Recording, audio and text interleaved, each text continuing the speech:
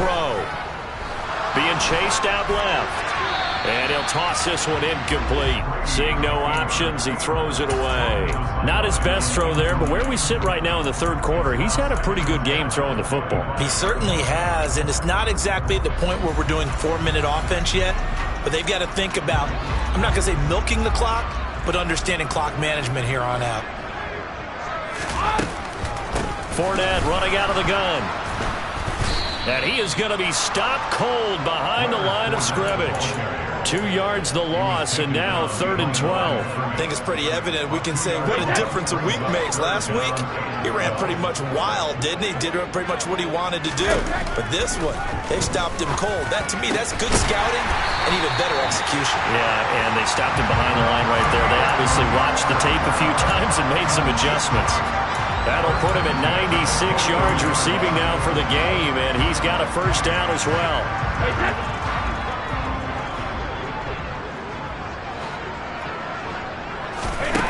Brady going to throw. And Brady going to be intercepted a third time. Rasul Douglas picks it, and he returns it into enemy territory down to the 45-yard line. That is just what this defense was hoping for, an interception on the opening possession of this third quarter. Obviously didn't want to surrender a touchdown and fall even farther behind, and we've gotten to know this team a little bit, haven't we? Couldn't you just see their defensive leaders telling the offensive guys, telling the quarterback, don't worry, we got you to start things off. You take it from there. And this winds up a gain of 4 to the 41. The run got 4. Now they deal with a 2nd and 6. On play action, it's Rodgers. Looking left side for Watkins, and he's got him. And they'll wind up getting this one all the way down inside the 20. 23 yards the pickup there. Well, that certainly has to feel good. And it's not all the time that the play caller should get all the credit. Sometimes I think in the huddle, the quarterback just says, hey, who's going to make a play for me? I just need something right here. And the end result there, nice first down. Drive keeps moving. Working with 2nd and 5 now. Again, it's Jones. And he'll be taken down here at about the 11. It'll be a pickup of a couple, and it leaves him with a 3rd and 3. He's definitely tough to get down. We just saw him right there. But how about what we did see? Pursuit, wrap up, and then the big finish with the tackle. Rodgers going to try and throw on 3rd down. Toward the back corner of the end zone, but he could not get the feet down. This will wind up incomplete. What a difference a week makes. Last week he hit on over 80% of his passes. This week he's down under 50%. What do you see as the difference? Well, I think we're used to seeing a drop. If someone's over 80%, they're not going to hold that number, not in this league. But a drop under 50%, that just tells me that the defense has spent a lot of extra time on game films and came up with a really good plan to try and chip away at his timing. Well, the 3 points certainly helps, but you feel like, Charles, at this stage of the game, when you force those turnovers, need to start converting them into touchdowns. Yeah, I'm a little bit surprised myself because I thought in this situation, they were thinking end zone or bust. Now they got to rely on their defense to get the ball back again for another opportunity to get 6 points.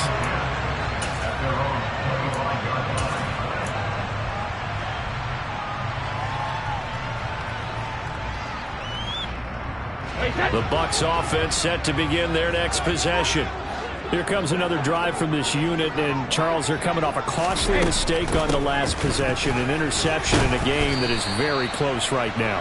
Well, as we know, they all sting no matter what the situation, but in a one-possession game, that'll hurt a little bit more. But this is an excellent opportunity to make up for it on this drive. I just don't expect them to try and take huge gambles to make up that momentum in a hurry.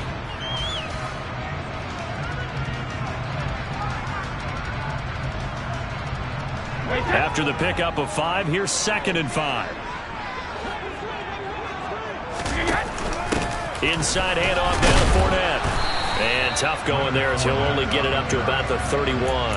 They follow up the gain of 5 by only getting 1 there on 2nd down. I do know from experience that when you slow down someone's running game, you're now doing the dictating on defense. And guess what? Now you're getting ready to tee off on their quarterback because they have to throw it all the time. But you still have to be alert for the draws and other plays of that nature to make sure you don't get hurt. Looking left side, and he's got a man. That's Jones. And he is going to have a Bucs first down as they're able to get the third down conversion. So he turned to a trusted, familiar face in that third down situation. It paid off. Yeah, you go to your veteran receiver in that spot, so you can't underestimate him when he's on the field. Defensively, make sure you know where he is because he understands how to get open in key situations. And he'll take this to the other side of midfield before going out of bounds. 52 yards rushing for him now on what was his 10th carry of the ball game. I don't know what this says about me, but I love successful runs up the middle when the blocking is so well executed like that. And it doesn't matter whether it's zone blocking, whether it's a power scheme. When you have a blocker on a defender and then the running back can read it, find the proper hole, and just go, it's sometimes a thing of beauty. A gain of 3, second down. Just not a whole lot of room to operate there on that carry. No, not at all. They did a really nice job staying in their proper places and not allowing any lanes to open up.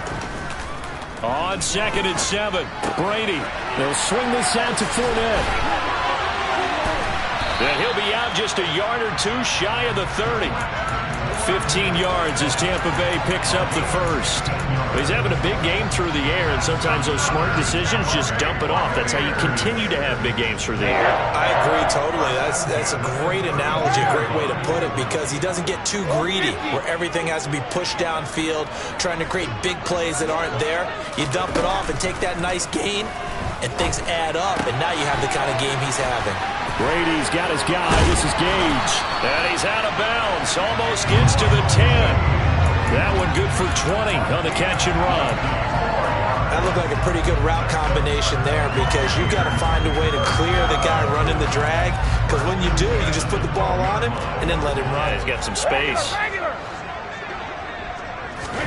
Brady now on first down. And his pass is intercepted for the 4th time today. Picked off by Jair Alexander. And the Packers are going to have the football at their own 1-yard line. Well, this has been all that we'd hoped for.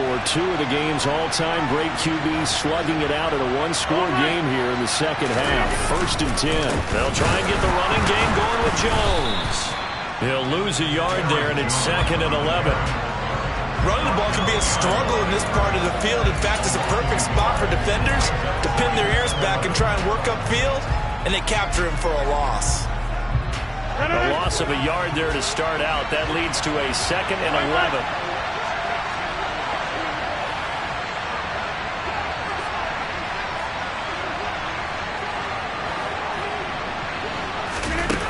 To throw is Rodgers. And his pass is intercepted for the 4th time today. Picked off by Levante David. And it's a pick 6. He brings it back to the house for a Buccaneer TD. Extra point up and good by Suckup. And the lead now up to 14.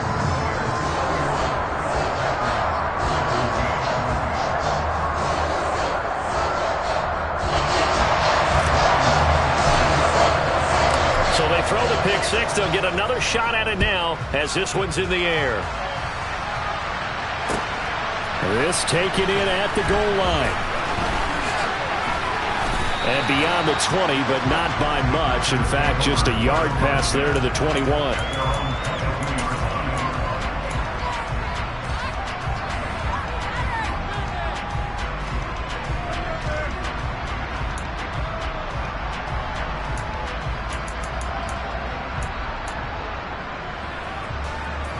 The Packer offense ready to get their next drive underway.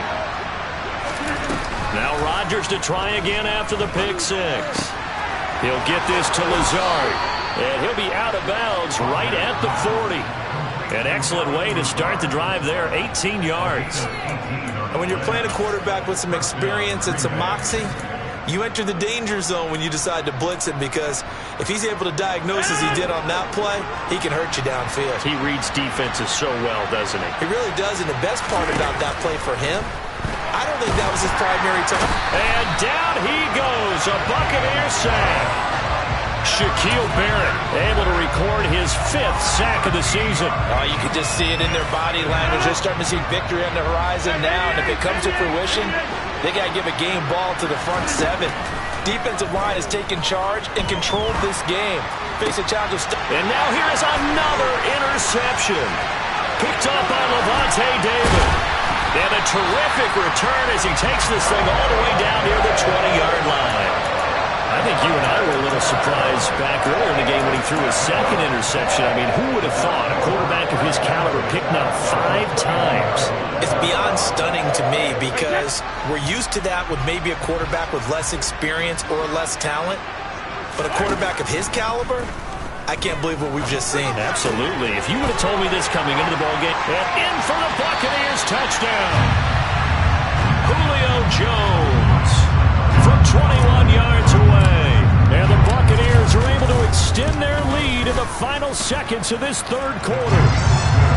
Extra point put through by Succop. And that is going to do it for this third quarter of action. We'll return with more after this break. You're watching the NFL on EA Sports.